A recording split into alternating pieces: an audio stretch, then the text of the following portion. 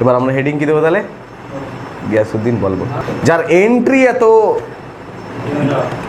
ভয়ানকভাবে হচ্ছে, তার শেষ কীভাবে ভাবা যায়? তো ওয়েট অ্যান্ড ওয়াচ পলিসি দেখলাম, তাই না? আমরা বলবন মার্কেটে এলো, ঠিক আছে। এবার বলবন লিখবো।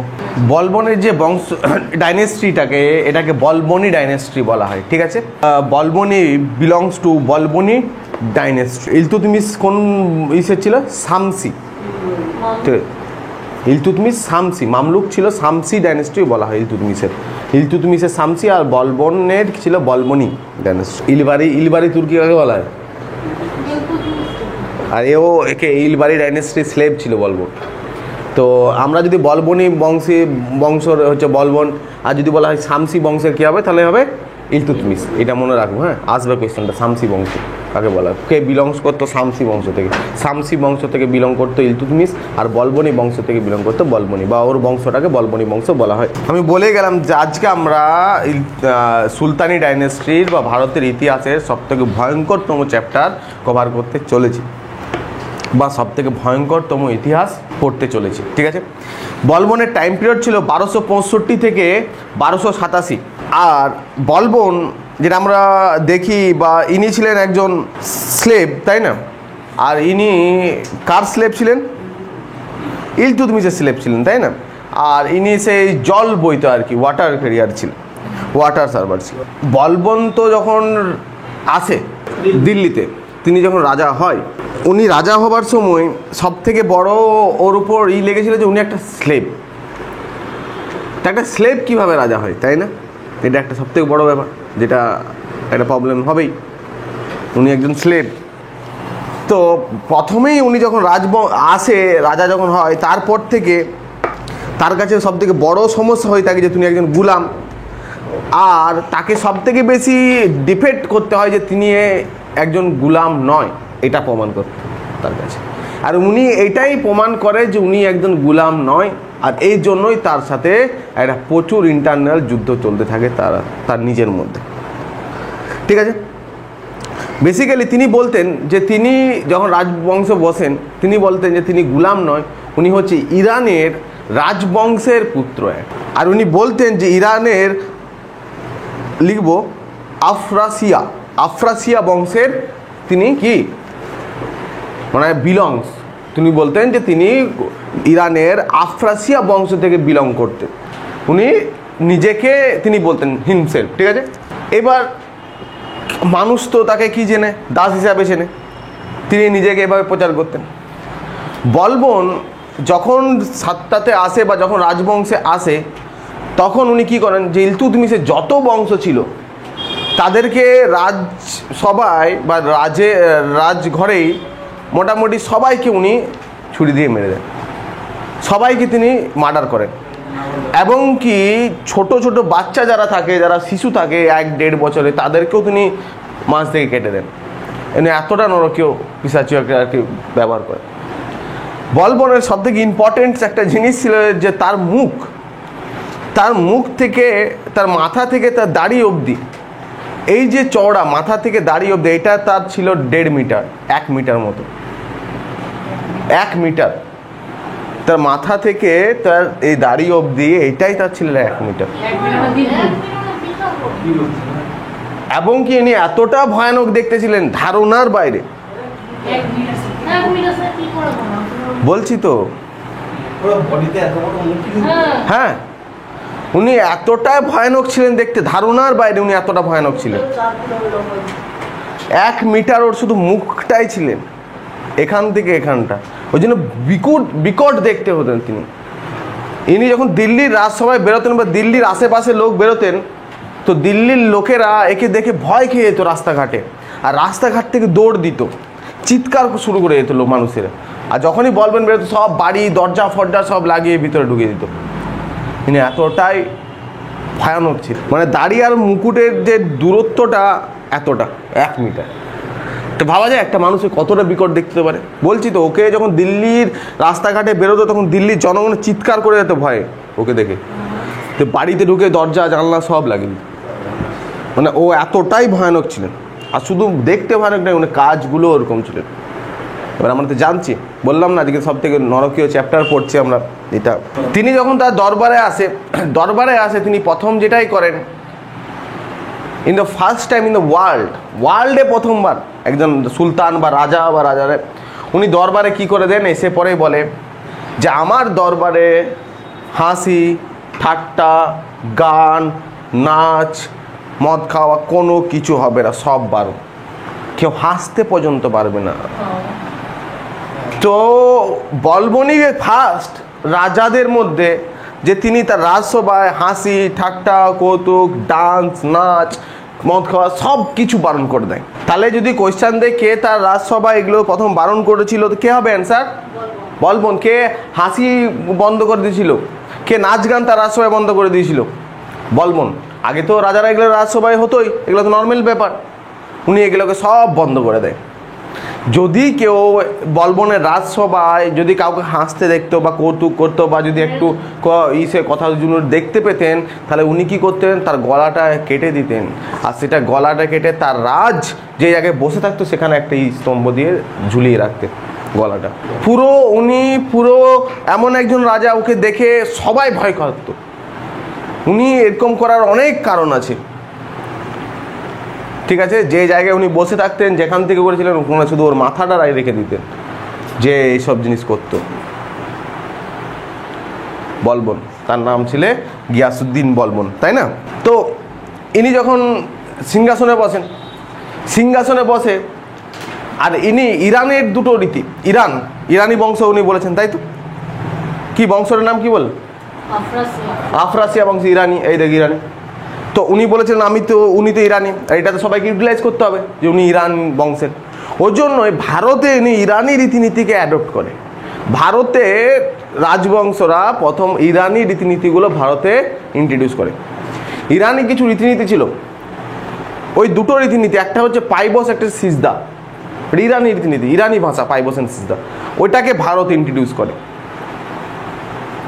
ঠিক আছে। কি হয় পাইবস লিখবো, হি ইন্ট্রোডিউস পাইবস এন্ড সিজদা। পাইবস মানে কি হচ্ছে, যখনই কেউ রাজসভায় যদি আসে, সে কেউ হতে পারে, সে রাজার পায়ে কি করবে, চুম খাবে বা চুম্বন করবে। আর সিজদা কি হচ্ছে, যখনই কেউ রাজসভায় ঢুকবে অলওয়েজ তার যেন মাথা নিচু থাকে, মাথা নিচু করে ঢুকবে, যা কিছু বলার মাথা নিচু করে, তারপরে ইসের কি বলে, তো পাইবস হচ্ছে পায়ে চুম্বন করা, সম্রাটের পায়ে একদম ডাইরেক্ট পায়ে না, মানে ওর ওখানে বসে ওই জায়গায় নিচে মাটি চুম্বন করা, ঠিক আছে। রাজার ছায়া অবধি কেউ আসতে পারতো না। উনি ডিক্লেয়ার করেছিলেন যে রাজা মানে হচ্ছে গড, আমি ঈশ্বরের দূত, আমি এজ এ মেসেঞ্জার, আমার কাছে তোমরা কেউ আসতে পারবে না। হ্যাঁ বলছি, উনি তো ওটাকে পুরো প্রহিবিটেড করবে, তুমি গডের কাছে কি করে আসতে পারো। তো বুঝতে পারা যাচ্ছে বলবন কি করেছে। তো উনি কি করছেন, পাইবস এন্ড সিজদা ইন্ট্রোডিউস করেছে ইরানি রীতিনীতি কোথায়, আমাদের ভারতে। এবার উনি এরকম কেন করছেন, পাইবস মানে হচ্ছে বা সিজদা মানে হচ্ছে যখনই কেউ রাজসভায় আসবে মাথা নত করে ঢোকা, রাজসভায় মাথা নত করেই থাকা, এটা হচ্ছে মাথা নত করে থাকা, এটা হচ্ছে কি সিজদার। পাইবস হচ্ছে রাজার পদচুম্বন করা বা তার নিচে চুম্বন করা। এই যে পায়ে চুম্বন করা, এটাকে বলা হচ্ছে কি পাইবস।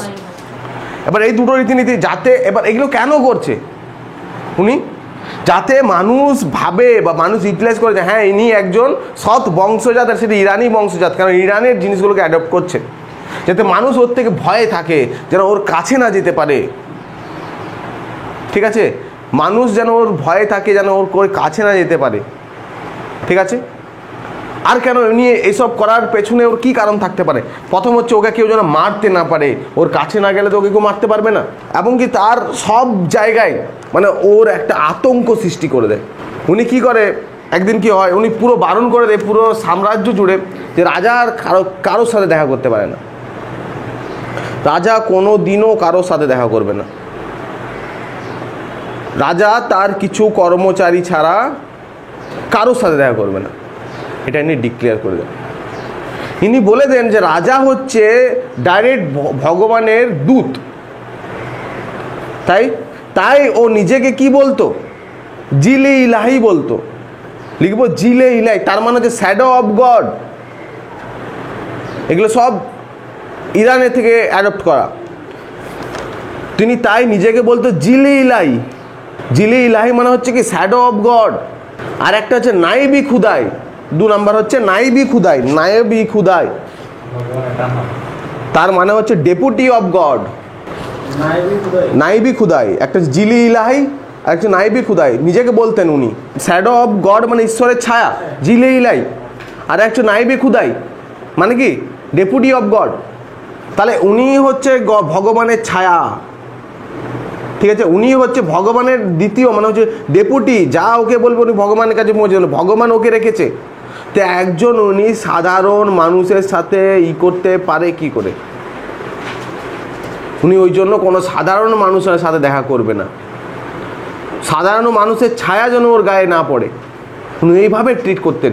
ইনি এইসব বলে মানুষের সাথে নিজের সম্পর্কটাকে কি করতে, দূর করতে চেয়েছেন মানুষের সাথে তার সম্পর্কটাকে, ঠিক আছে? কেন মানুষ তাকে ভয় করে, মানুষ যাতে ইউটিলাইজ করে যে হ্যাঁ ইনি ইরানিরই বংশধর, ইনি ইরানি, ইনি সৎ বংশজাত, ঠিক আছে? তারপরে কি হবে? তারপরে হবে যখন একদিন কি হয় যে দিল্লির যা কুতুওয়াল থাকে মানে হচ্ছে যে হাইস্ট পুলিশ অফিসার সেই সময়কালে ছিল, তাই না, দিল্লির, তার নাম ছিল কি আনাউল মুল। আনাউল বা এনাউল মুল। হ্যাঁ, এবার শুনে রাখ গল্পটা। এই যে এনাউল মুল সেই সময় ভারতের পারস্য থেকে আসা কি বলে আরব থেকে আসা ভারতের সব থেকে বড় ব্যবসায়ী, এখনকার মুকেশ আম্বানির মতো। উনি বলে আনাউল মুলকে বলে যে তুমি আমাকে একটা কাজ করো, তুমি কত টাকা নেবে বলো, যত টাকা নেবে তোমাকে দেওয়া হবে, যত টাকা সম্রাটকে নেবে দেওয়া হবে, ব্যবসায়িকদের কাছে বরাবরই প্রচুর টাকা থাকে, আমি শুধু একবার বলবন্তকে দেখতে চাই। তো উনি ভাবনা চিন্তা করে যে এত টাকা এত কিছু যা আমরা সারা জীবনে ইনকাম করতে পারবো না, একটা সব দিয়ে দেবে বলছে, শুধু ওকে দেখবে। তো উনি কী করে আস্তে যেয়ে পরে বলবনের কাছে বলে ব্যাপারটা। এই আনাউল মুলের সাথে বলবনের একটু সম্পর্ক ছিল, বন্ধু ছিল, বলবনের সাথে খুব কম লোকের সম্পর্ক ছিল, তার মধ্যে উনি একজন। আনাউল মুলকে বলে তোমাকে এমনি দেখতে চেয়েছে, তার জন্য এত টাকা এত কিছু হয়েছে।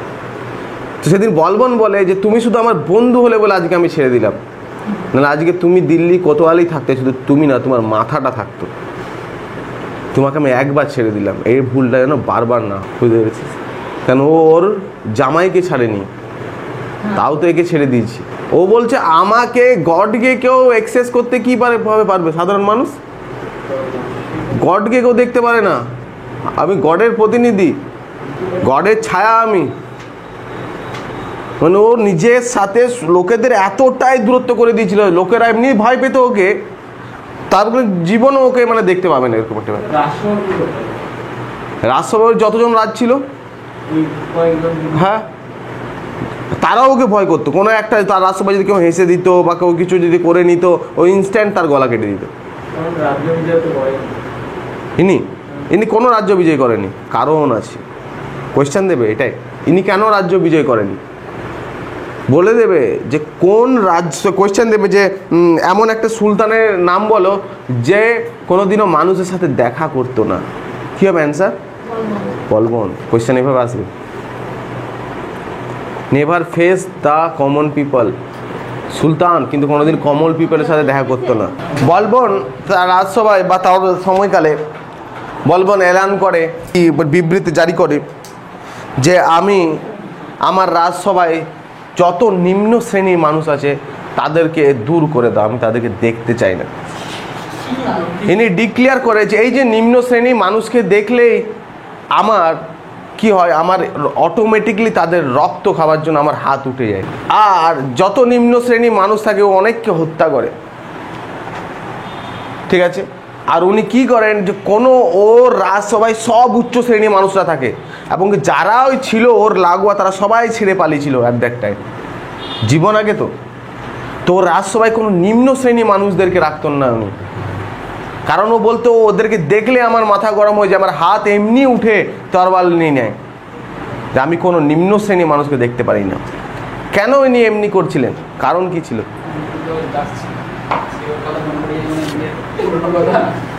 উনি এটা থেকে ইউটিলাইজ করতে চেয়েছিল যে উনি ইরানের সৎ বংশজাত, ও একটাই কিছু ওর প্রমাণ করার মোটিভ ছিল। কিন্তু উনি তো আদৌ তো সেই ছিলেন না, উনি প্রমাণ করে গেছে জোর করে, যার ফলে যত লোক উনি মার্ডার করেছেন। উনি এতটাই ভয়ানক ছিল। এর সময় ভেরি ইম্পর্ট্যান্ট একটা জিনিস হয়, এই সময় বাংলার যে গভর্নর থাকে তার নাম থেকে তুগরিল খাঁ, হ্যাঁ তুগরিল বেগ বা তুগরিল খাঁ অনেক জায়গায় আছে। তো এর সময় বাংলার যে গভর্নর থাকবে বা বাংলার যে সুবেদার থাকবে, নায়েব থাকবে, তার নাম থাকবে কি তুগরিল খাঁ। তো বলবনের সময় তুগরিল খাঁ বিদ্রোহ ঘোষণা করে দেয়। কার সময় করছে বিদ্রোহ? বলবনের সময়।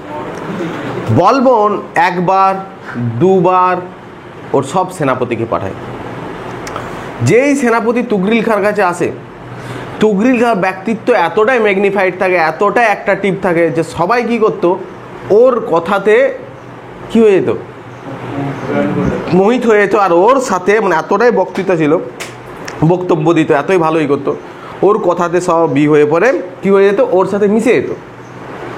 আর ওই সৈন্যদল সব নিয়ে পরে ওখান থেকে কি হয়ে যেত, মানে ওর সৈন্যদল ভারী হয়ে যেত। তুগরিল খাঁ একবার পাঠায় বলবন, দুবার পাঠায় বলবন, একই হচ্ছে। তিনবার পাঠায়, তাই চার বেলার পর ও নিজে আসে বাংলায়। যেই রাজসভা থেকে বেরিয়ে বাংলায় আসে, তখন এই দৃশ্যটা ইউটিলাইজ হয় কার? তুগরিল বেগে বা তুগরিল খাঁ।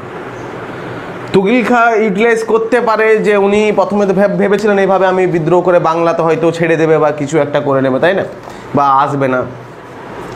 তুগরিল খাঁ রীতিমতো ভয়ে পাগলা হয়ে যায় যখন বাংলা দিকে আসে, তার সৈন্যবাহিনী নিয়ে আসে। তো উনি যে বাংলাতে এন্ট্রি মারে, তখন তুগরিল খাঁ কিন্তু বুঝে যায় যে আমার সব শেষ হয়ে যাবে। সবাই ভয়ে কাঁপতে থাকে, সবাই ভয়ে কাঁপতো, বাংলাতে যত লোক ছিল। কারণ ওনার ক্ষোভ তো লোক জানতো উনি কি মানুষ, ওকে দেখলেই ভয় লাগতো মানুষের। যার এত বড় মুখ, মানে বুঝতে পারছে কত ভয়ানক, প্লাস ও দাড়ি ছিল। এইবার উনি কি করেন, যে বাংলাতে এন্ট্রি মারে, তখন তুগরিল বেগ থেকে শুরু করে সবাই বাংলা ছেড়ে নর্থের দিকে ভাগতে থাকে। ওনার একটা ছিল, পলিসি অ্যাপয়েন্ট করেছিল, ব্লাড অ্যান্ড আয়রন পলিসি। দাঁড়া বলছি, আয়রন মানে কি? লোহা। মানে ও ছেড়ে চলে গেছে, কিন্তু ছেড়ে ওকে মাফ করে দেয়নি, কিন্তু ও ভুল করে ফেলেছে। কে? তুগরিল খাঁ। বলবন কি করেছে, ওর পেছন লিয়েছে, যত দূর গেছে ওকে আলটিমেট ধরেছে। এটা হচ্ছে আয়রনের মতো একটা শক্ত কি মনোভাব, ছাড়েনি। আর সেকেন্ড কি হবে, ওর ব্লাড নেবে, যেহেতু ভুল করেছে। তো কি হবে না, ওকে ওই জন্য ব্লাড অ্যান্ড আয়রন পলিসি প্রবক্তা বলা হয় একে। ওয়ার্ল্ডে প্রথমবার যেটা জার্মানি বিসমার্কও অ্যাপয়েন্ট করবে এখান থেকেই।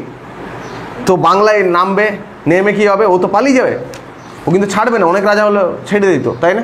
যেমন আমাদের রাজিয়া ছেড়ে দিয়েছে, আগের দিন বলছিলাম না। উনি কি হয়, বাংলাতে যায়, ওকে ধরে নেয়। ওকে যে ধরে নেয়, উনি তো কি বলে সঙ্গে সঙ্গে যে আমাকে ছেড়ে দাও।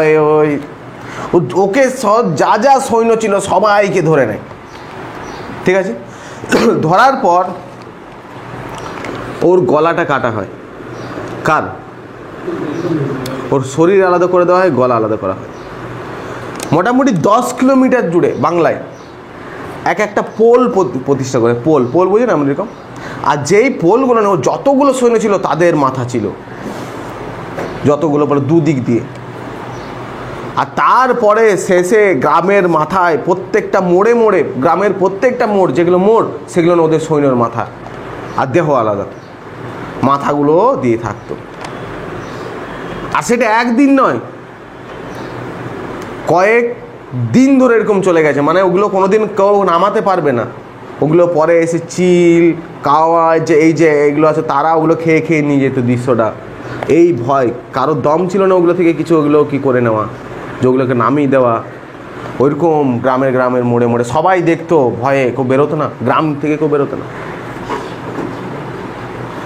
ওরকম কন্টিনিউ কয়েক কিলোমিটার জোর ওরকম রাখতে রেখেছিল, যতজন ওদের সৈন্য ছিল আর মেন গ্রামের মাথায় তুগরিল বেগের মূর্তি, মানে মাথাটা প্রতিষ্ঠা করে দিয়েছিল, মানে একদম হেডলাইট করে। এইবার যেদিনে এই কাজটা করে, এটা একদিনের কাজ, সবাইকে ধরে এনে মেরে এই কাজটা করা, কাজটা তো একদিনের।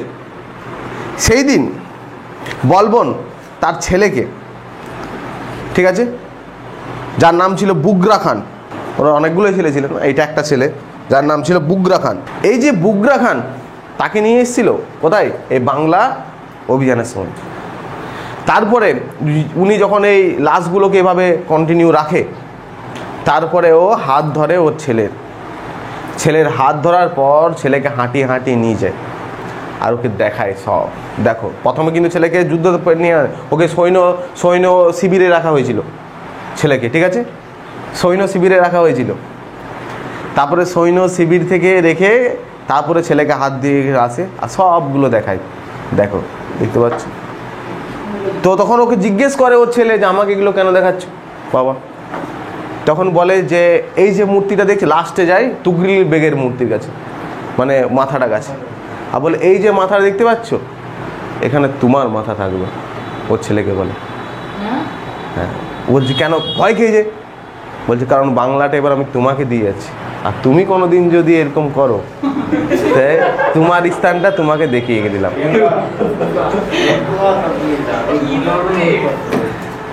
বুঝলে, তোমার স্থানটা তোমাকে আমি দেখিয়ে দিলাম।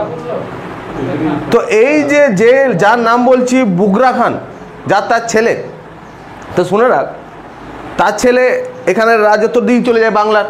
বুগরা খানের তুগরিল খাওয়ার পর বুগরা খান পড়ে। তো একটা সময় বলবন তো মারা যাবে, সবাই মারা গেছে পৃথিবীতে। তো বলবন মারা যাওয়ার পর দিল্লি থেকে ডাক পড়ে এই বুগরা খানের, তোমার বাবা মরে গেছে, তুমি সিংহাসনে বসো। বলছে আমি যাবই না, বলছে বাবা মরতেই পারে না, ও বলছে এতটা ভয় তারপর থেকে। বলছে আমি যাবই না, ও সিংহাসনই নেয়নি এই মারা যাওয়ার পর। লাস্টে ওর নাতি যে আসবে কাইকোবা দেখলো, ওরা তারা নেবে সিংহাসন, ও আর যাবে না ভাই কোনো মতে। ও পুরো ওকে যখন আমির ওমরাহ ওগুলো ডাকে যে তোমার বাবা মারা গেছে, তুমি এসো, তুমি সিংহাসনের দাবিদার, ওকে বলে কোনো মতে বাংলা ছেড়ে আমি যাবো না। বলছে ও লিখেছে আমি বাবা মারা গেছে কি জানি না, কিন্তু আমার এখনো যখন দিল্লির দিকে ভাবি তখন দেখি যে বাবা তরোয়াল নিয়ে দাঁড়িয়ে আছে। বাবু এটাও ভাবছে যে হতে পারে কোনো কিছু আমাকে ষড়যন্ত্র করার জন্য ডাকছে, এতটাই ভয় থাকে ও, ঠিক আছে। এটা ছিল গিয়াসউদ্দিন বলবন। কিন্তু ইনি যখন মারা যাবেন, অনেক কিন্তু সহানুভূতি এর সাথে থাকবে, মানে অনেক লোক এর সাথে থাকবে। হ্যাঁ আছে, বলছি তো, বুঝতে পারছি এর ক্যারেক্টার। তো ইনি যখন কেউ যদি রাজদ্রোহী বা রাজদ্রোহ করতেন না, তো রাজদ্রোহীদের ওর একটাই সাজা দিত, বাস মাথা কাটা। দিল্লির এমন হয়েছিল, দিল্লির রাজসভা বা দিল্লির আশেপাশে অঞ্চল গ্রামে, যে গ্রাম থেকে যেই এই জিনিসটা করতো, রাজদ্রোহী বা কিছু একটা হতো, তার মাথা উনি ওখানে কলম করে দিতেন আর মাথা টাঙিয়ে দিতেন। আর সেটা গ্রামের মোড়ের মাথায় টাঙানো, সেটা কেউ নামাতে পারতেন না, ওইভাবেই রাখতো।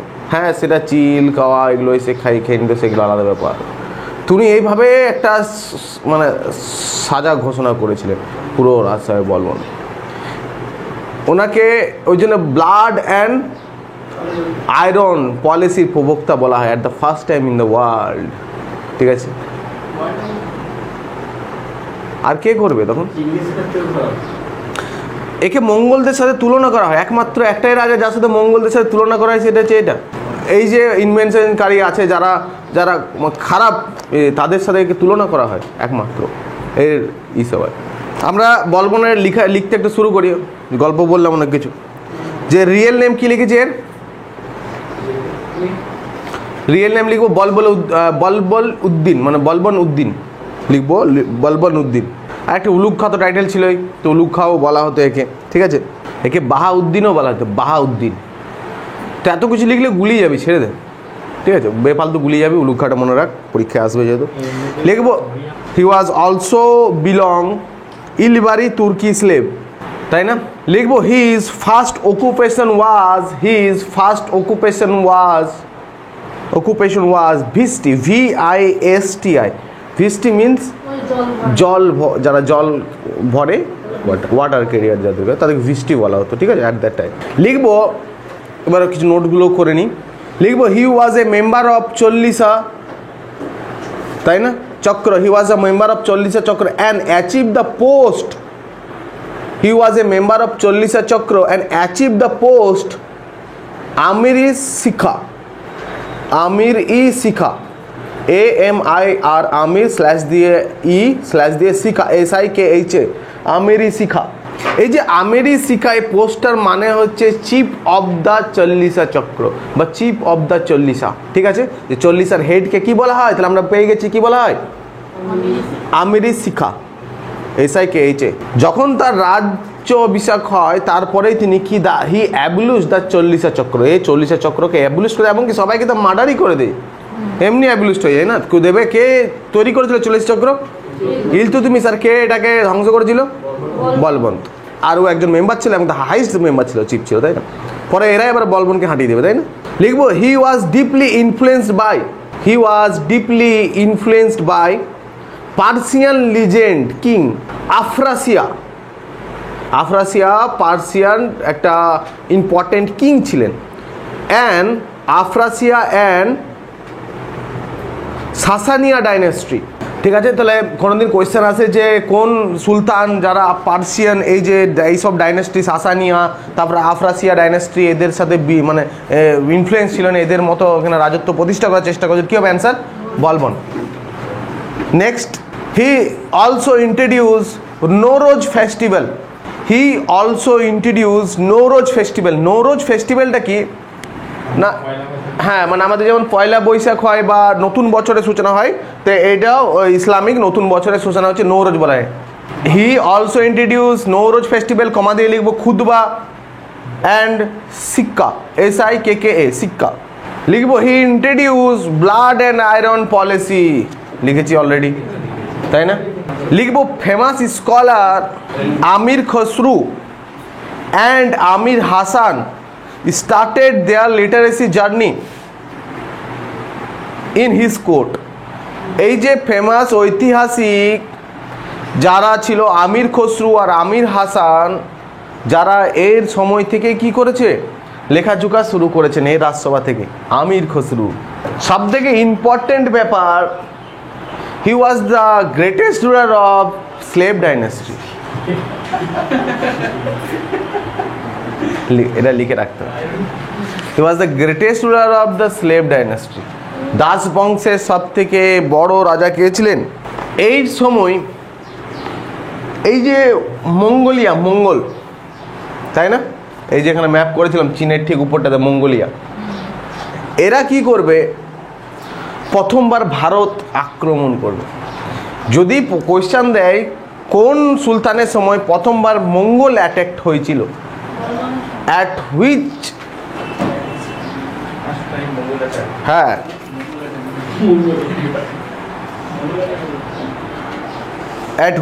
Sultan period the first time Mongol attacked in India? তো কি হবে, নাম কার হবে? বলবনের টাইমে চলে গেছিল, অ্যাটাক হয়নি ইলতুৎমিশের সময়। এর সময় প্রথমবার মঙ্গলরা অ্যাটাক করেছিল। মঙ্গলরা তখন মঙ্গলদের যে ছিল, যে মঙ্গলদের লিডার ছিল কুবলাই খান, এই কুবলাই খাঁ এই প্রথমবার ভারতে আক্রমণ করেছিল। কুবলাই খান মঙ্গল লিডার, ঠিক আছে। এইবার এর সময় পুরো ওয়ার্ল্ড জুড়ে সব থেকে ভয়ানক রুলার ছিল মঙ্গল। বললাম না মঙ্গলদের হিস্ট্রি আগের দিন বলেছিলাম, যে মঙ্গলরা যেখানে যেত, নর্মাল রাজা আর মঙ্গলদের মধ্যে একটাই পার্থক্য ছিল, নর্মাল ডাকাত বা চোর বা এদের মধ্যে মঙ্গলদের মধ্যে একটাই পার্থক্য ছিল, একটা রাজা, একটা এখানকার রাজা এসে এই জায়গাটাকে নিয়ে নিচ্ছে, পুরো জায়গা নিচ্ছে। কিন্তু মঙ্গলরা ওইসব করতো না। মঙ্গলরা আসতো এখানে, ঢুকে পড়ে ওখানে সবাইকে মেরে দিত, সে বাচ্চা থেকে শুরু করে গ্রামকে গ্রাম মার্ডার করে দিত, আগুন লাগিয়ে দিত। ভাবা যায়? হ্যাঁ, শুধু মানে ও মঙ্গলরা এতটাই ভয়ানক ছিল যে যখন মঙ্গলরা আক্রমণ করত তো ওই জায়গাটার ম্যাপ থেকে এই স্থান উঠে যেত, যে ম্যাপে আর ভবিষ্যতে ওই জায়গাটা দেখতে পাওয়া যেত না, কারণ ওখানে আর গ্রাম বলে কিছু থাকতো না, সব পুড়িয়ে দিত, সব কিছু পুড়িয়ে দিত ওদের। বললাম না চেঙ্গিস খা, ওর ভালোই রক্ত রক্ত, ওটাই ভালো লাগতো ওর, চেঙ্গিস খা। বলতো যে মানুষের চিৎকার, এই যে ভয়ে যখন মরবে যে চিৎকার করবে, ওইটা ওর শুনতে ভালো লাগতো, চেঙ্গিস খা। তো কি টাইপের মানসিকতা, ঠিক আছে? তো ওই চেঙ্গিস খা তো ওদের যেখানে ঢুকতো রাজা ফাজাতে ছেড়ে দিয়ে প্রজা থেকে মারতে শুরু করতো, এখান থেকে প্রজাকে মেরে মেরে মেরে মেরে রাজা তো এমনি তখন আর রাজাকে তো জঘন্য থেকে জঘন্যতম ই দিত। তো ওয়ার্ল্ডের এমন কোনো ডাইনেস্টি নেই যাকে মঙ্গলদেরকে ভয় খায়নি ভারতবর্ষে, এমনকি ওয়ার্ল্ডে। মঙ্গলরা এখান থেকে বেরিয়েছিল চায়নাতে, চায়নার রাজাকে মেরেছিল, রাশিয়া দখল করছিল, তাজিকিস্তান, কাজাকিস্তান, ইরান, ইরাক, সব জায়গা পুরো হোল এত মানে এরিয়া কি দখল করে নিয়েছিল। রোমান যেখানকার আলেকজান্ডার ছিল সেখানকে মেরে ফেলে ধ্বংস করে দিয়েছে। তার মানে আলেকজান্ডার গ্রিসের তো ওই অংশ সব ওগুলো সব ধ্বংস করে নিয়েছে, সব ক্যাপচার করে নিয়েছে কারা? মঙ্গোলিয়ারা। এতটা ভয়ানক রুলার ছিল ওরা। তোরা সেই সময় এতটা ভয়ানক রূপে, বলবনও তো জানে সেটা, সেই সময় কোথায় আক্রমণ করছে? ভারতে। আর ভারতে আক্রমণ তো এখান থেকে যে এখানে চলে, এখানে তো হিমালয় পর্বত আছে, আক্রমণ হলে এদিক দিয়ে হবে, এই তো পাকিস্তানের উপর দিয়ে সিন্ধু নদী পেরোতে হবে। তো সিন্ধু নদী থাকবে ডেড লাইন, যারা আক্রমণ করবে আমাদের সিন্ধু নদী থাকবে ডেড লাইন। তো বলবন্তের কাছে খবর আছে যে কি আক্রমণ হচ্ছে, আমাদের মঙ্গল আক্রমণ, ডিফিট করতে হবে। তো বলবন না তার একটা ছেলেকে প্রচুর ভালোবাসত, এবং ছেলেটাকে প্রচুরই ভালোবাসত, আর ওই জন্য ছেলেটাকে তিনি তার উত্তরাধিকার হিসাবে কি করে দিয়ে গেছিল,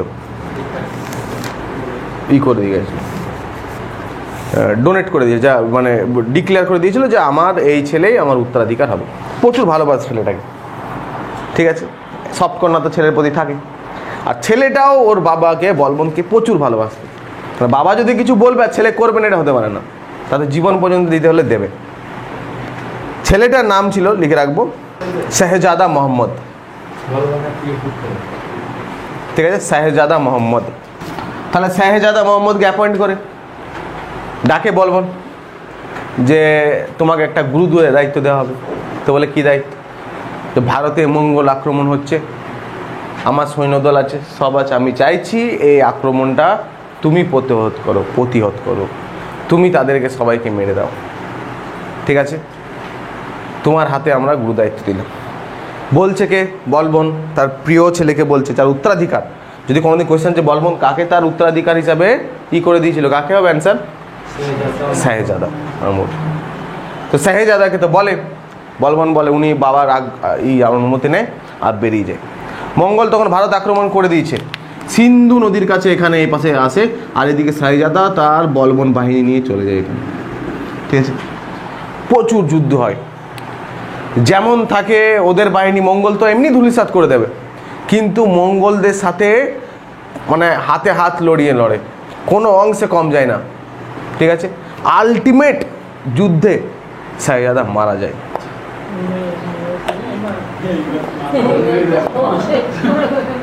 যেহেতু শাহজাদা মারা যায়, কিন্তু যুদ্ধ হারে না, কিন্তু প্রথম পর্যায়ে যুদ্ধ যে হেরে মারা যায় সেরকম না, আলটিমেট ও এতটাই ঘায়েল হয়ে যায়, এতটাই হয়ে যায় যে ও টেন্টে মারা যায়, মানে ওদের যে সৈন্য শিবিরে মারা যায় এতটাই। কিন্তু বাবার যে কথা যে ঢুকতে দেওয়া যাবে না, ঢুকতে পর্যন্ত দেয়নি, ও এই সিন্ধু নদী পার করতে দেয়নি, যুদ্ধ ওদেরকে আটকে রেখেছে। তো যখন ওখানকার মঙ্গল লিডার কে ছিল আমাদের সেই সময়, কুবলাই খান, এরা কিন্তু প্লেজড হয়ে যায় যে ভারতে আমাদেরকে কেউ আটকাতে পারেনি, যেখানে আমার এই সৈন্য দিয়ে মরে গেছে, এরা তো হার মানছে না, বুঝতে পারলে? কিন্তু এদের এইদিকে কিন্তু মরে গেছে, ওদের যাকে যে সেনাপতি অ্যাপয়েন্ট করেছিল শাহজাদাকে, খবর আছে বলবনের কাছে, তার সাথে সাথে জানে যে এটা মঙ্গল আক্রমণ, ওরা কি করে দিতে পারে, কোনো মানে ধূলিসাৎ করে দিতে পারে। কিন্তু বীর গতি মানে করেছে ওর ছেলে, যে ওদেরকে এখনও পর্যন্ত ভারতে ঢুকতে দেয়নি। সেটা ওরা বুঝেছে যে এটা কেমন যোদ্ধা, যে আমরা ঢুকতে পারছি না এখনো পর্যন্ত। যে ওরা কি করে, একটা ইনস্ট্যান্ট ওই কোবলাই খান দিল্লিতে দূত পাঠায়, ঠিক আছে, যে এরকম এরকম ব্যাপার, যে আমরা খুব প্লেসড হয়েছি যে ভারতেও এখন আমাদের মতো টেক্কা দেওয়ার মতো লোক আছে। যখন ভারতে দূত পাঠায়, ওই দূতটা যখন ভারতে আসে, তখন বলবন্ত এই যে ভারতের দিল্লিকে যেভাবে সাজিয়েছিল, পুরো মেয়ে মানে যে ওই যে বিয়েরতে সময় মেয়েরা যেমন সাজে দুলহানের মতো, ওরকম সাজিয়েছিল দিল্লিটাকে বলে ঐতিহাসিকরা।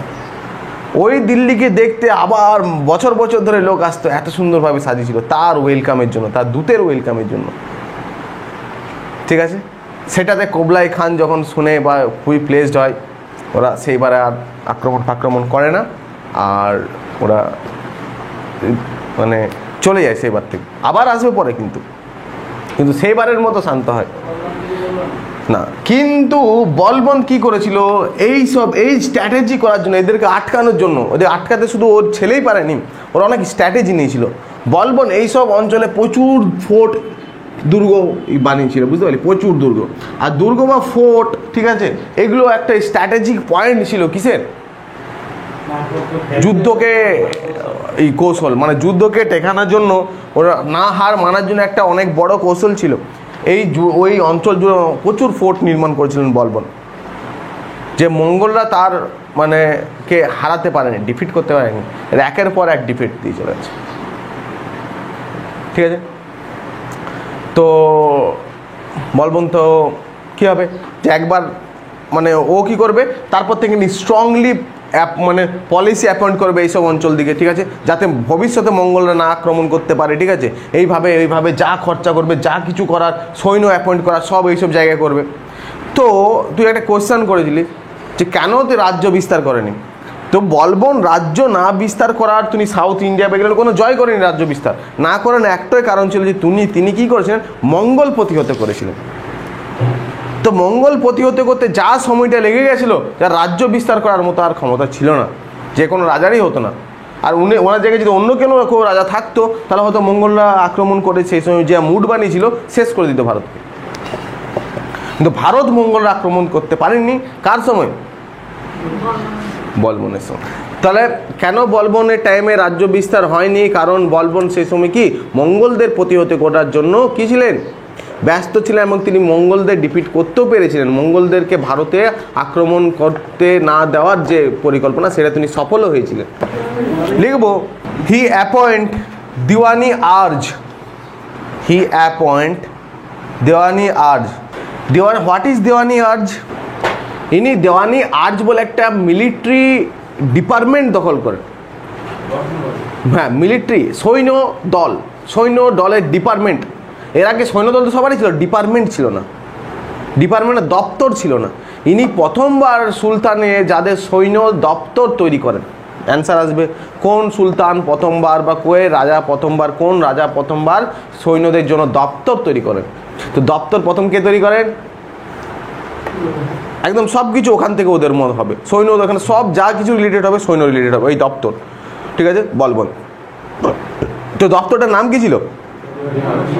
দেওয়ানি আর্জ। আর যে ওই সময় সেনাপতি ছিলেন তাকে কি বলা হতো না, লিখবো সেনাপতি is also at that time সেনাপতি ইজ অলসো নোন এজ তারিজি মামুলিক বা মুমালিক।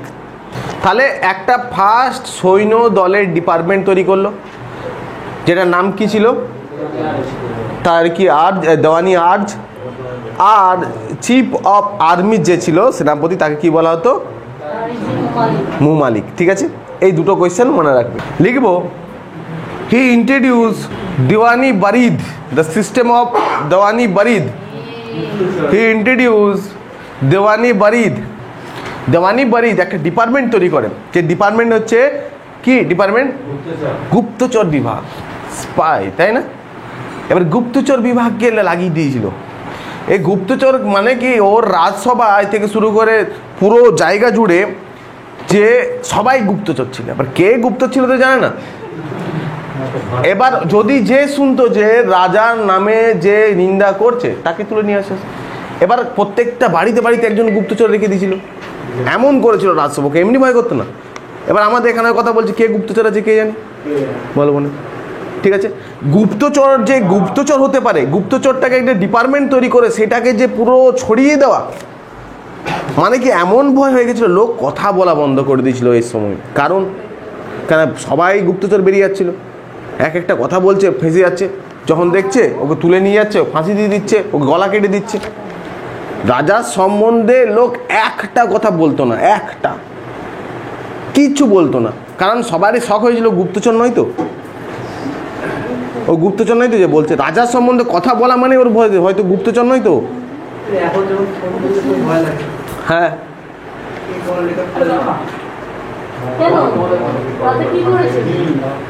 তো এই যে গুপ্তচরের যে ব্যাপারটা, এটা এতটাই ভয়ানক হয়ে গেছিল যে কেউ রাজার বিরুদ্ধে একটা কথা বলতে ভয় পাচ্ছিল, একটা সিঙ্গেল ওয়ার্ড।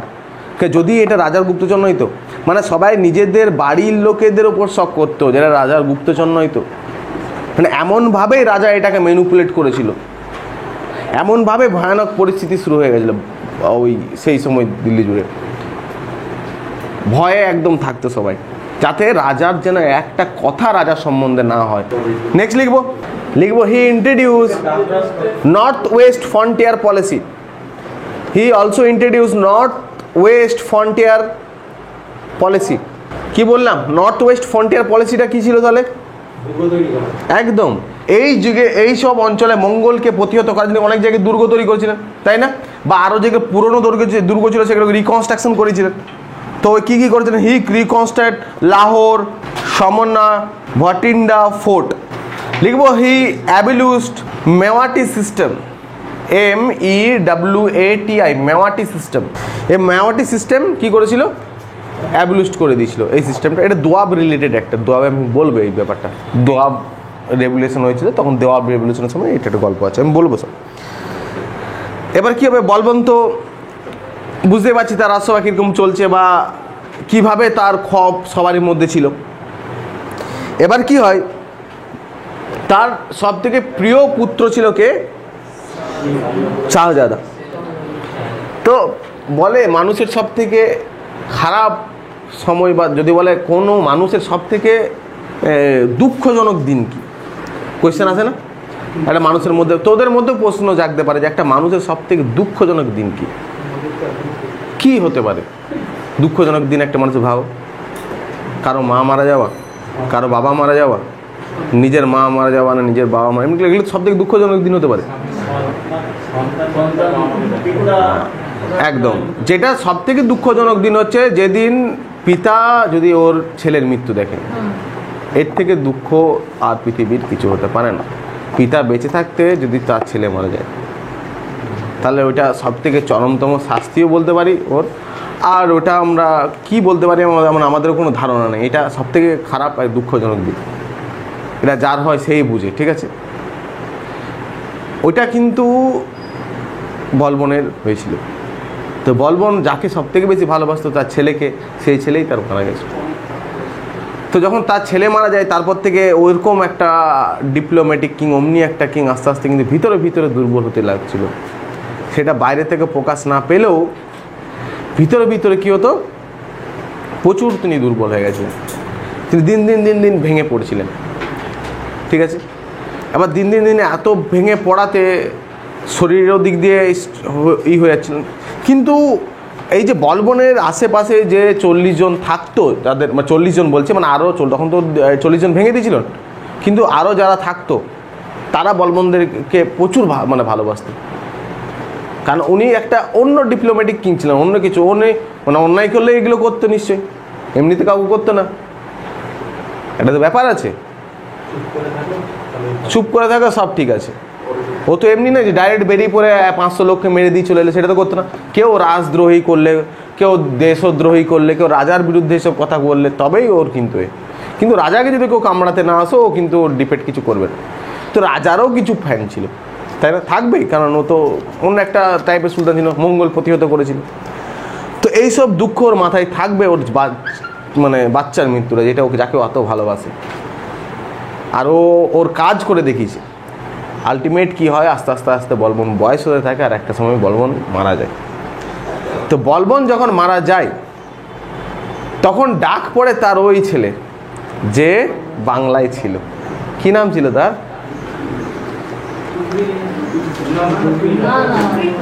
হ্যাঁ একদম বুগরা খান। এই বুগরা তখন ডাক পড়ে, কিন্তু বুগরা তো জানে ওর বাবাকে, ও তো কি ভয়, ওকে কি ভয় দেখিয়েছে দেখতে পেয়েছে। তো বলছে আজ যাই হোক আমি যাব না দিল্লি। ওকে বারবার এরা ডাকে, কারা? আমির ওমরাওরা, জলি চক্র তো নেই তখন, আমির ওমরাও যারা থাকে, যারা ই করে, বারবার ডাকে যারা ভাই মারা গেছে তুমি এসো, তুমি না। আমার এখনো মনে পড়ে স্বপ্নে যে বাবা ওখানে ই নিয়ে দাঁড়িয়ে আছে, যদি আমি কিছু করি তো আমাকে করবে।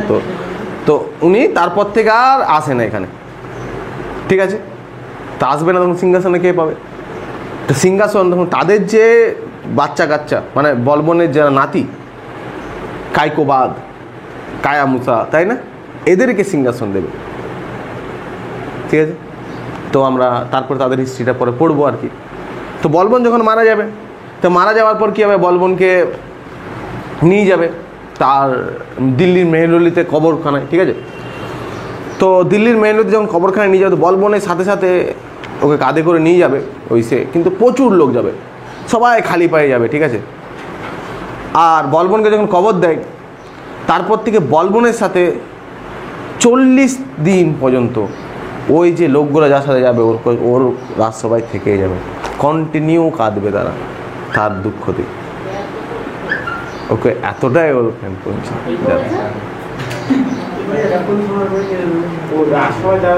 হ্যাঁ, ওর রাজসভায় যারা ছিল তারা সবাই মিলে ওর ওখানেই ছিল, ওর কবরেই ছিল, কবরের কাছেই 40-50 দিন ধরে ছিল, এবং ওরা রোজ কাঁদত, বুঝতে পারলি? তো এই সব প্রবলেমস থেকে দেখে তখন তো সবাই ভেঙে পড়েছে, ঠিক আছে, দিয়ে সবাই ভেঙে পড়েছে, কি হবে কিছু বুঝতে পারা যাচ্ছে না। এই সময় আবার একজন উদ্ভব হবে, তার নাম থাকবে জালালউদ্দিন খলজি, ঠিক আছে। আসবে নেক্সট দিন জানছি তার হিস্ট্রি। তো বলবনের মৃত্যুতে একটা ইম্পর্টেন্ট জিনিস আছে, যে বলবন যখন মৃত্যু হয়েছিল তার কবর ছিল কোথায়? দিল্লির মেহরলি। আর ওর কবরে প্রথমবার টম্ব ছিল, প্রথমবার কারোর কবরের উপরে টম্ব দেওয়া হয়, মানে এই যে এই যেখানে কবর যদি থাকা হয়, এখানে যদি কবর থাকে, তো এই যে উপরে যে এই গম্বুজটা থাকবে, গম্বুজ। কোয়েশ্চেন দেবে প্রথমবার কার মকবরার উপরে গম্বুজ ছিল? প্রথমবার না বলবনের মকবরার উপর প্রথমবার গম্বুজ থাকবে। কি হবে অ্যান্সার? আমাদের বলবন, ঠিক আছে। তাহলে আজকে এতটাই থাক, মোটামুটি লিখিয়ে দিয়েছি, যেগুলো কোয়েশ্চেন আসবে সব তোমরা পারবে, আশা করছি না শিওর পারবে। স্লেভ ডাইনেস্টির এখন আছে কাইকোবাদ আছে। এবার এর যারা এই হবে না, এই যারা এবার দেখবে এই কাইকোবাদ, কায়া মুসা, এগুলো হচ্ছে ওর নাতি অ্যাকচুয়ালি। হ্যাঁ, তো এরা বেসিক্যালি এদের নামগুলো দেখবি ওরা কী রকমের দেবে, ওই কোনো পারস্যদের মতনই দেবে। কাইকোবাদ, কায়া মুসা, এগুলো পারস্যদের ইরানি নাম, এগুলো ও সব কিছু ইরানি, মানে পুরো মেন্টালিটি ওর ইরানিদের মতো হয়ে যাবে। তাহলে নেক্সট কি হবে? খিলজি, তারপরে তুগলক, তারপরে সৈয়দ, তারপরে সিকান্দার।